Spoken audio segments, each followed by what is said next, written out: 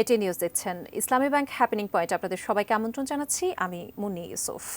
আজকে আমরা যে বিষয়টি নির্ধারণ করেছি তা হলো সরকারি স্থাপনার ধ্বংসযজ্ঞ। এই বিষয়ে নিয়ে কথা বলবার জন্য আমার সাথে স্টুডিওতে রয়েছেন আমাদের বিশেষ প্রতিনিধি মনিরুল ইসলাম মিন্টু। তার কাছ থেকে একটু জানবার চেষ্টা করব। মনিরুল ইসলাম মিন্টু, আপনাকে আমন্ত্রণ জানাচ্ছি আমাদের অনুষ্ঠানে। ধন্যবাদ আপনাকে। মিন্টু, আপনি তো মাঠে ছিলেন, সংবাদ সংগ্রহ করেছেন। একটি প্রশ্ন প্রথমেই আপনার কাছে রাখতে চাই যে এটা ছিল একটি আন্দোলন, কোটা সংস্কারের জন্য শিক্ষার্থীদের আন্দোলন ছিল, কিন্তু এই যে আমরা ধ্বংসযজ্ঞ দেখলাম, দুর্বৃত্তায়ন দেখলাম, অগ্নি সন্ত্রাস দেখলাম এবং বেছে বেছে সরকারি স্থাপনাগুলোতে আঘাত হানা হয়েছে এটি দেখলাম, এটা আসলে কারা করেছে? আমি যদি বলেন যে কোটা সংস্কার আন্দোলন দাবিতে শিক্ষার্থীর যে আন্দোলন, সেটা শুরু থেকে আসলে এই সংবাদগুলো কাভার করছিলাম এবং ধাপে ধাপে কীভাবে সহিংসতায় পরিণত হলো সবগুলোই বলা যায় যে বিভিন্ন জায়গা থেকে আমার মাঠ থেকে দেখা। তো এখানে প্রথমে শিক্ষার্থীদের যে দাবি ছিল সেই দাবিতে তারা মাঠে নেমেছে, এক পর্যায়ে সহিংসতায় গিয়েছে, কিন্তু এখানে এই শিক্ষার্থীদের সঙ্গে কিন্তু বিভিন্ন অংশ যুক্ত হয়ে গিয়েছে এবং সেক্ষেত্রে আমরা যদি বলতে পারি সেক্ষেত্রে বিভিন্ন রাজনৈতিক দল তারা যেমন হয়তো বা এখানে সুবিধা নেওয়ার চেষ্টা বা কিছু মানুষ উস্কে দেওয়া সেটি যেমন হয়েছে, সেই সঙ্গে একেবারে আমার কাছে মনে হয় যে ফুটপাত কেন্দ্রিক বা রাস্তা কেন্দ্রিক যেসব মানুষজন তারাও এটার সাথে যুক্ত হয়ে গেছে। এবং সেক্ষেত্রে আপনি যেটা বললেন যে কেন এই ধ্বংসযজ্ঞ, তো সেক্ষেত্রে আমি মোটামুটিভাবে 4টি সরকারি অফিস এবং ঘুরেছি। সেক্ষেত্রে সরকারি যে সেতু ভবনে সেখানে 55টা গাড়ি জ্বালিয়ে দেওয়া হয় এবং এক একটা গাড়ি অনেক দাম, কোটি টাকার উপরে দাম আছে অনেক গাড়ি। সেই সঙ্গে যে ত্রাণ ও দুর্যোগ মন্ত্রণালয় এবং পাশে স্বাস্থ্য অধিদপ্তর, সবচেয়ে সেবা খাতের সবচেয়ে গুরুত্বপূর্ণ স্বাস্থ্য অধিদপ্তর, সেখানেও কিন্তু গাড়ি পুড়িয়ে দেওয়া হয়েছে। তো এইসব জায়গায় যারা সেখানে দায়িত্বরত ছিল, প্রত্যক্ষদর্শী ছিল, তাদের সাথে কথা হয়েছে। তারা বলছে যে এখানে আসলে আগুনগুলো যারা লাগিয়েছে তারা মূলত বলা যায় যে 17, 15, 16, 17 এইরকম বয়সী, কিন্তু এদের আসলে পেছন থেকে যারা ইন্ধনটা দিয়েছে সেটি নিশ্চয়ই সরকারের গোয়েন্দা সংস্থা আছে, তারা তদন্ত সাপেক্ষে তারা হয়তো এইটা খুঁজে বের করবে।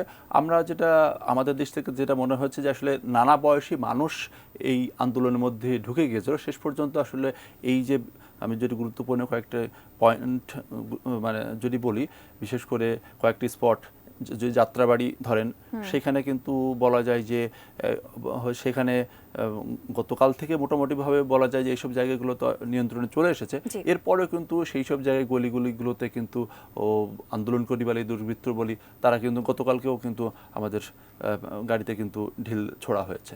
তো ফলে এখানে রাজনৈতিকভাবে নানা পক্ষ যেমন একটা সুবিধা নেওয়ার চেষ্টা করেছে, সেই সঙ্গে একেবারে সেই সব এলাকার মানুষজনও কিন্তু যুক্ত হয়েছে, হয়তো পেছন দিকে তাদেরকে নানাভাবে ইন্ধন দেওয়ার একটা চেষ্টা একটা হয়েছে। বৈষম্য বিরোধী ছাত্র আন্দোলনের যদি তাদের সমন্বয়কদের কথা বলি, তারা কিন্তু যেটা বলেছেন যে এই যে অগ্নি সন্ত্রাস বা এই যে রাষ্ট্রের যে ক্ষতি করা হয়েছে, বিভিন্ন স্থাপনায় যে আঘাত হানা হয়েছে, তারা তার সাথে সম্পর্কিত নয়, তাদের কোনো সম্পর্ক নেই, তেমনটি যেমন বলছেন। এবং আপনি প্রত্যক্ষদর্শীদের কথা বলছিলেন, অনেক জায়গায় কিন্তু আমরা বলতে শুনেছি, আপনি নিজে আপনার প্রতিবেদন দেখেছি, সেখানে বলা হচ্ছে যে গান পাউডার ছিটিয়ে আসলে এই নাশকতাটা করা হয়েছে। গান পাউডার তো শিক্ষার্থীদের কাছে থাকবার কথা নয়। না, সেটা অবশ্যই, সেই প্রশ্নটা অবশ্যই চলে আসে, কারণ গান পাউডার নিয়ে তো আসলে শিক্ষার্থীর আন্দোলনের ছিল না, সেটা তাদের উদ্দেশ্য ছিল না। তো যেটা হচ্ছে যে এখান থেকে বিভিন্ন মহল এটাকে অন্যভাবে প্রবাহিত করা বা উস্কে দেওয়ার ক্ষেত্রে একটা ভূমিকা রেখেছে এবং সেক্ষেত্রে গান পাউডার তারা নিশ্চয়ই এটা সরবরাহ করেছে, সেটা টাকা দিয়ে করুক বা তারা সরাসরি করুক, যেভাবে হোক সেই বিষয়টা নিশ্চয়ই এখানে ছিল। যার কারণে আমি গতকালকে যে গিয়েছিলাম হচ্ছে সিটি কর্পোরেশনের যে ময়লার গাড়ি, এক একটা 2 কোটি টাকা, 2.5 কোটি টাকা ক্ষতি। তো তারা বলছে যে তারা এইরকম বয়সী যারা এসে তারা একেবারে আগুন দিয়ে জ্বালিয়ে দিয়েছে এবং সেক্ষেত্রে তাদের বাধা দিতে গেলে তাদের উপরে আক্রমণ হয়েছে। এবং মজার বিষয়, রাতের বেলা এসে কোনো একটা পক্ষ তারা পিক আপ নিয়ে এসে সেই যে যে ভাঙাচোরা গাড়িগুলো, সেখানেও লুটপাটগুলো তারা করেছে। গত পরশু রাত পর্যন্ত এরকম হয়েছে। আচ্ছা, এই যে সরকারি স্থাপনা ধ্বংসযজ্ঞের কথা বলছি, এই যে আঘাতটা হানা হলো, এটি অবশ্যই আমাদের অর্থনীতিতে এর চাপ অবশ্যই পড়বে। এবং আমি যদি বলি ইন্টারনেট সেবার কথা যদি বলি, এটি ব্যাপকভাবে ক্ষতিগ্রস্ত হয়েছে। ডিজিটাল বাংলাদেশে আসলে এই ধরনের আঘাত আমরা কোনোভাবেই কাম্য করি না। ইন্টারনেট সুবিধার যদি কথা বলি বা ইন্টারনেট যে সেবা, সেটি আপনার কাছে জানতে চাইবো যে কবে নাগাদ এটি ঠিক হতে পারে? এটা নিয়ে সরকারের মন্ত্রীরা কয়েক দফায় কথাবার্তা বলেছেন, কিন্তু সেটি বিষয়ে এখন পর্যন্ত সুনির্দিষ্ট কোনো, তারা বলছেন শিগগিরই তারা চেষ্টা করছেন। এবং এখন স্মার্ট বাংলাদেশ বলি, ডিজিটাল বাংলাদেশ বলি, সেক্ষেত্রে ইন্টারনেট ছাড়া কোনো কিছুই আসলে এখন সম্ভব নয়। ফলে এই সেবাটা চালু করাটা আসলে খুবই জরুরি। যেমন যার কারণে ইন্টারনেট সেবা না থাকার ফলে কিন্তু প্রিপেড মিটারে টাকা ঢুকছে না, এবং সেক্ষেত্রে কিন্তু অনেকেই অন্ধকারে রয়েছেন, যার কারণে সরকার বিকল্প কিছু ব্যবস্থা করার চেষ্টা করছে। এখানে কিন্তু ডেস্কো বা এই অফিসগুলোর সামনে কিন্তু বড় লম্বা লাইন, কিন্তু সেখানে যেও তারা গ্রাহকরা সেই যে সুবিধা সেটা কিন্তু তারা পাচ্ছেন না, ফলে ভোগান্তি কিন্তু চরমে।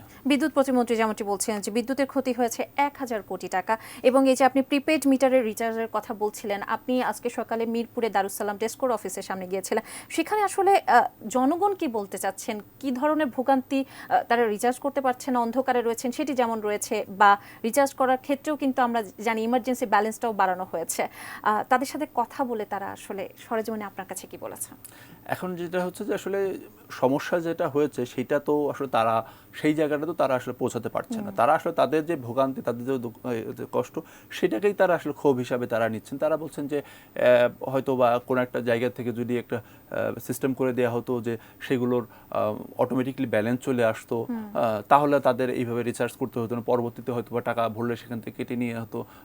কিংবা যে তারা লম্বা লাইনে দাঁড়াচ্ছেন, সেখানে যদি কর্মকর্তারা এসে সুশৃঙ্খলভাবে কার কী ধরনের সমস্যা হচ্ছে সেই সমস্যাগুলোকে আইডেন্টিফাই করে আলাদা আলাদা লাইন করে আলাদাভাবে সলিউশন করতো।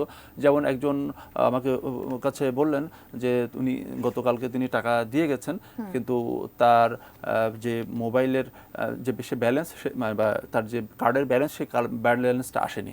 এটি কারণ হিসেবে তারা বলছেন যে বাটন একটা সিস্টেম রয়েছে, আর একটা সে বাটন সিস্টেমের তার যে আছে, সেই বাটন সিস্টেম না দিয়ে অন্য সিস্টেমে তাকে টাকাটা ভরা হয়েছে, যার কারণে টাকাটা তার অ্যাকাউন্টে জমা হয়নি। নিশ্চয়ই ইন্টারনেট সেবা আমরা ফিরে পেলে এই সমস্যার সমাধান হয়ে যাবে, একটু ধৈর্য ধরতে হবে। আমি যদি বলি মেট্রো রেলের কথা বলি, মেট্রো রেল আমাদের গর্বের বিষয়, এবং রাজধানীবাসীর জন্য যে আশীর্বাদ স্বরূপ মেট্রো রেল, সেখানে আমরা দেখলাম যে মিরপুর 10-এ কাজীপাড়ায় হামলা করা হলো। এই যে গোষ্ঠীটা, এই যে জানমালের ক্ষতি করা বা এই যে জনগণের ভোগান্তি করা, এটি আসলে দায়ভারটা আসলে কাকে দেব আমরা? আচ্ছা, দায়ভার তো ধরেন হয়তো ঘটনা যারা ঘটিয়েছে তারা তো তাদের যদি ওই ধরনের সেন্সটা থাকতো যে আসলে রাষ্ট্রীয় সম্পদ এত গুরুত্বপূর্ণ সম্পদ, সেইগুলোকে আমরা হচ্ছে একেবারে 1-2 ঘন্টার মধ্যে জ্বালিয়ে দিচ্ছি, সেটি যদি তাদের ওই জ্ঞানটা থাকতো তাহলে তো তারা হয়তো এটা করতো না। কিন্তু এখানে অবশ্যই এখানে তাদের পেছন থেকে ইন্ধন তারা পেয়েছে, যার কারণে তারা, এবং এটি তদন্ত সাপেক্ষে নিশ্চয়ই আমরা জানতে পারবো পরবর্তীতে। নিশ্চয়ই আপনি থাকবেন মনিরুল ইসলাম মিন্টু। আমরা ছোট্ট একটি বিরতি নিয়ে ফিরে আসছি। দর্শক, আপনারা দেখছেন ইসলামী ব্যাংক হ্যাপেনিং পয়েন্ট। ছোট্ট একটি বিরতি নিয়ে ফিরে আসছি আবারও।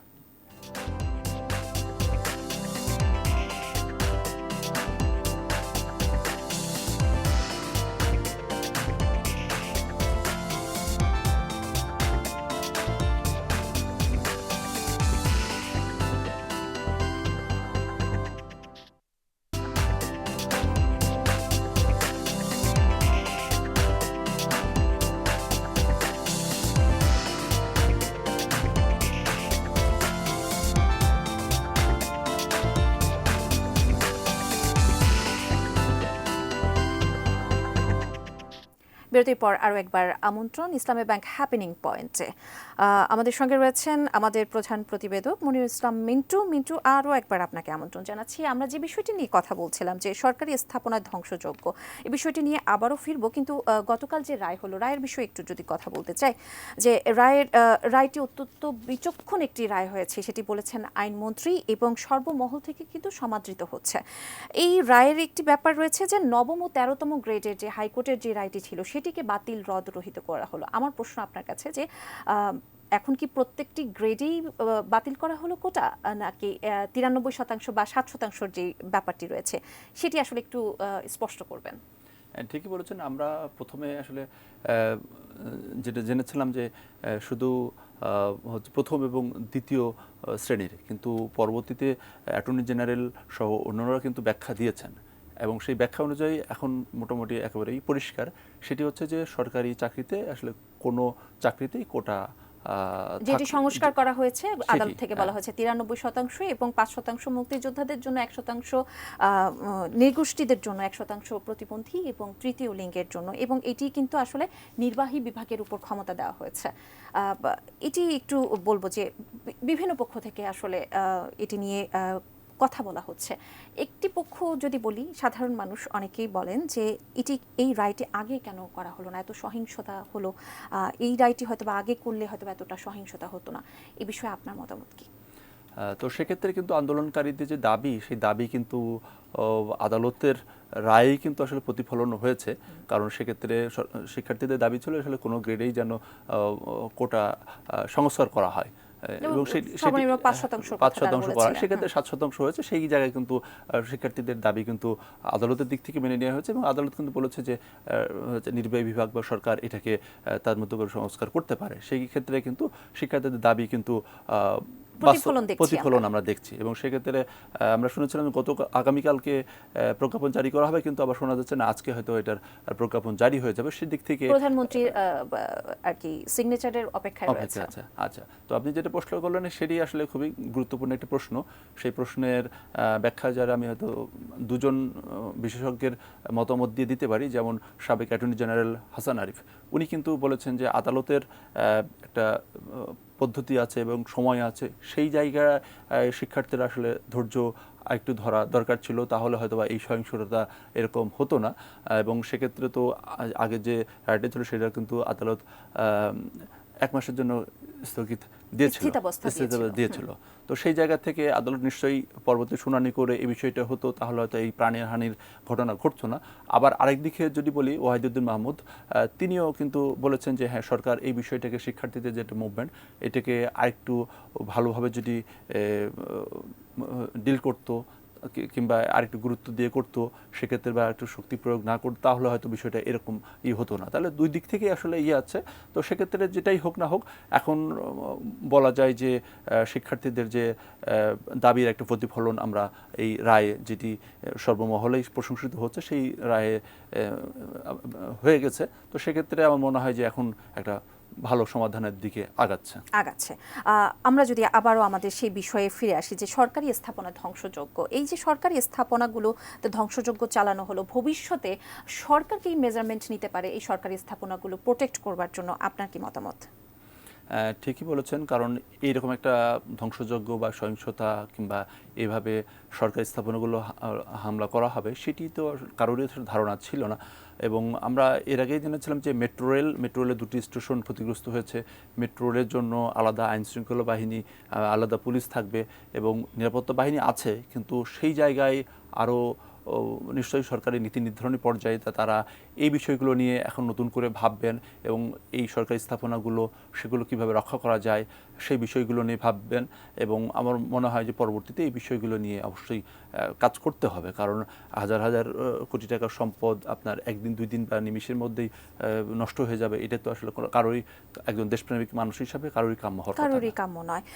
আপনি মাঠের সংবাদ সংগ্রহ করেছেন মনিরুল ইসলাম মিন্টু, আপনি এই কয়েকদিনের পরিস্থিতি পর্যবেক্ষণ করেছেন, আজকের পরিস্থিতির সাথে আপনি এই কয়েকদিনের পরিস্থিতির সাথে কিভাবে তুলনা করবেন? না, বলা যায় যে গত পরশু থেকেই অবস্থার পরিবর্তন হচ্ছিল। সেনাবাহিনী যখন মাঠে নেমেছে এবং গুরুত্বপূর্ণ পয়েন্টগুলোতে তারা, এবং সেই সঙ্গে তো কারফিউ চলছেই আর কি। তো সেক্ষেত্রে আমরা লক্ষ্য করছি গত 3 দিনের যদি ব্যাখ্যা দিই, সেক্ষেত্রে আজকে জনমনে অনেকটাই স্বস্তি ফিরেছে। আমি বিভিন্ন মোহাম্মদপুর, মিরপুর বিভিন্ন এলাকা আমি ঘুরে এসেছি। তো সেক্ষেত্রে এবং সেক্ষেত্রে জরুরি প্রয়োজনে যারা বের হওয়া, তারা কিন্তু তাদের যৌক্তিক কারণ দেখালে তারা যেতে পারছেন। তো সেক্ষেত্রে যেহেতু বড় ধরনের সহিংসতাও সেভাবে ঘটেনি, সে আস্তে আস্তে কিন্তু জনমন এক ধরনের স্বস্তি ফিরছে, এটা আমরা বলতে পারি। আচ্ছা, জনগণের সাথে নিশ্চয়ই কথা বলেছেন। জনগণ আসলে এই যে কারফিউ বা এই যে অচল অবস্থা থেকে মুক্তি চায়, তারা আসলে এই যে রায় হওয়ার পরে তাদের প্রতিক্রিয়াটা কেমন দেখছেন? যে তারা কতটুকু সাধুবাদ জানাচ্ছে?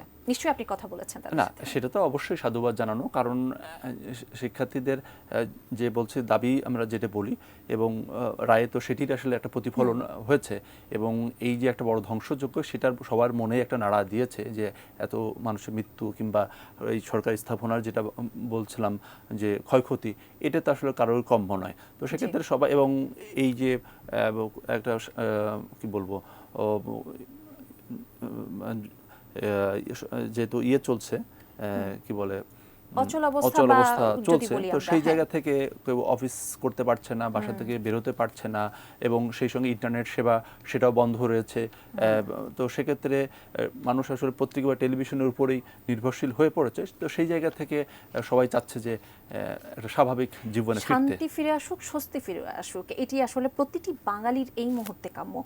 মনিরুল ইসলাম মিন্টু, আপনাকে অসংখ্য ধন্যবাদ আমাদের ইসলামী ব্যাংক হ্যাপেনিং পয়েন্টে এসে আপনার মূল্যবান বক্তব্য রাখার জন্য, মূল্যবান কথা বলবার জন্য। আপনারা সংবাদ সংগ্রহ করবেন, অবশ্যই নিরাপদে থেকেই সংবাদ সংগ্রহ করবেন সেই প্রত্যাশা রাখছি। ধন্যবাদ। দর্শক, আমরা আজকে কথা বলছিলাম সরকারি স্থাপনার ধ্বংসযজ্ঞ নিয়ে। আসলে কোনো ধ্বংসযজ্ঞ বা কোনো ধ্বংসই আমাদের কাম্য নয়। শান্তি ফিরে আসুক, স্বস্তি ফিরে আসুক, সেই কামনায় আমরা করছি। আজকের মতো বিদায় নিচ্ছি, আবারও হাজির হব আগামীকাল। সে পর্যন্ত সুস্থ থাকুন, ভালো থাকুন, এটি নিউজের সঙ্গে থাকুন। ধন্যবাদ সবাইকে।